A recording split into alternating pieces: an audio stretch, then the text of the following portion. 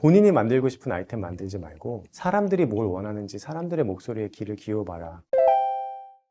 토스 서비스를 런칭하기 전에 한 4년 정도 이미 8번 정도의 아이템을 가지고 다양한 서비스를 런칭했었고요. 투표 솔루션도 있었고 SNS도 있었고 셀피 찍는 카메라봉, 문화 강좌 포털 같은 것도 있었고요. 토스를 하기 전의 프로덕트와 토스는 굉장히 큰 차이가 있어요. 그 앞에 했던 많은 테스트들과 실험들은 전부 다 저희가 있었으면 했던 거, 저희 팀이 원했던 거, 제가 원했던 거, 이런 제품들이었고요. 토스는 사람들이 원하는 제품을 만든 거였어요. 하고 싶은 걸 하려고 창업을 했는데 결국에는 내가 하고 싶은 것보다는 사람들이 원하는 걸 만들어주는 게 됐는데요. 생각의 무게중심이 이동하게 된 이유는 계속된 실패 때문이죠. 실패를 계속하면서 더 자기 자신도 발견하고 어떻게 사업이 돼야 되는지도 절실하게 배우게 되는 것 같아요. 어떤 유의미한 성과를 빨리 내야 되는데 회사의 돈은 계속 떨어져 가고 그렇게 되면 정말 절실해지거든요. 절실해지니까 제일 중요한 것만 남고 중요하지 않은 것들은 다 사라지더라고요. 근데 저한테 정말 중요했던 건 사람들의 삶을 근본적으로 변화시키는 기술 혁신을 만들어내는 거였지 제가 원하는 걸 만드는 거는 아니었어요. 그 연이은 실패들이 저로 하여금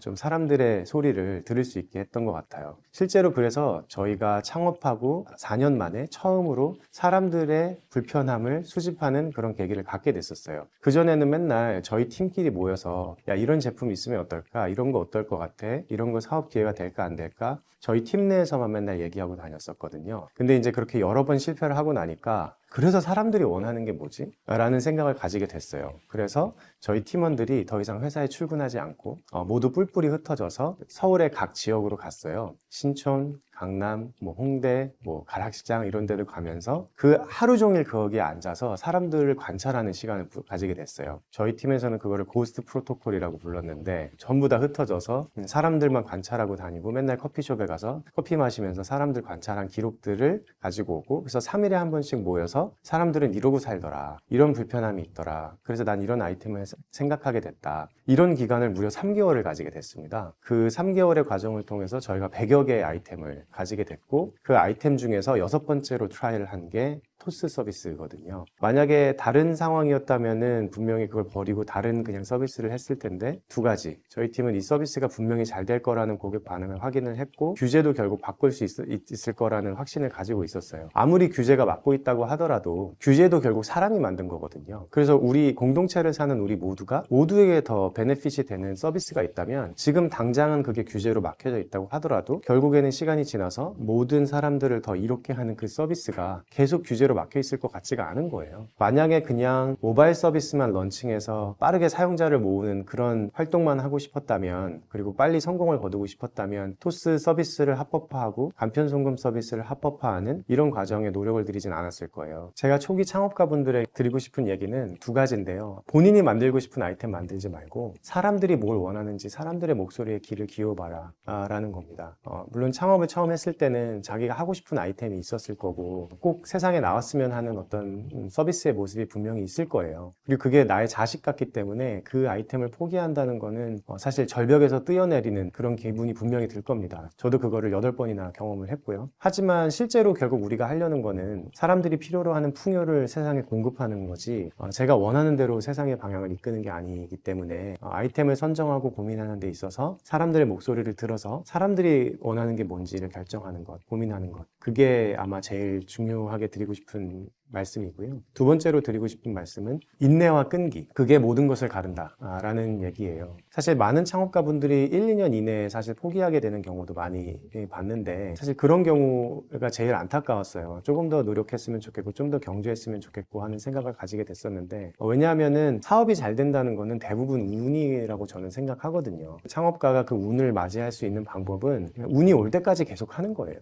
그래서 그냥 계속 수련하고 쌓고 더 겸손해지고 열심히 노력하다 보면은 운이 올 때가 있거든요. 그러면 그때 준비가 되어 있기 때문에 그 운을 타고 올라가는 거라고 생각해요. 근데 이제 이런 끈기와 인내를 가지려면 왜 사업을 하는지도 좀 잘 생각을 해봐야겠죠. 내가 돈을 열심히 많이 벌고 싶다. 유명해지고 싶다. 이런 동기부여 요소로는 절대 1년 이상 가지 않더라고요. 그래서 정말 지속적으로 사업을 오래 하고 싶으면 내가 왜 사업을 하고 싶은지를 조금 더 깊게 생각해 보면 좋을 것 같고 그 이유가 단지 돈이나 보상이 아닌 더 높은 목표를 향해서 움직이는 거라면 인내와 끈기도 결과적으로 기업으로 가지게 될 수 있을 거라고 생각하고, 인내와 끈기를 가지게 되면 운이 올 때 준비되어 있는 상태가 될 수 있다고 생각을 합니다. 어떻게 하면 스타트업이 대기업을 이길 수 있는가라는 점에 대해서는, 대기업은 여러 가지 장점도 있지만 조직적인 단점도 많이 있는 기업이에요. 돈도 많고 시간도 많고 사업적 기반도 훨씬 많기는 하지만 사실은 조직이 너무 크고 비대하고 비효율적으로 움직이는 면도 분명히 있거든요.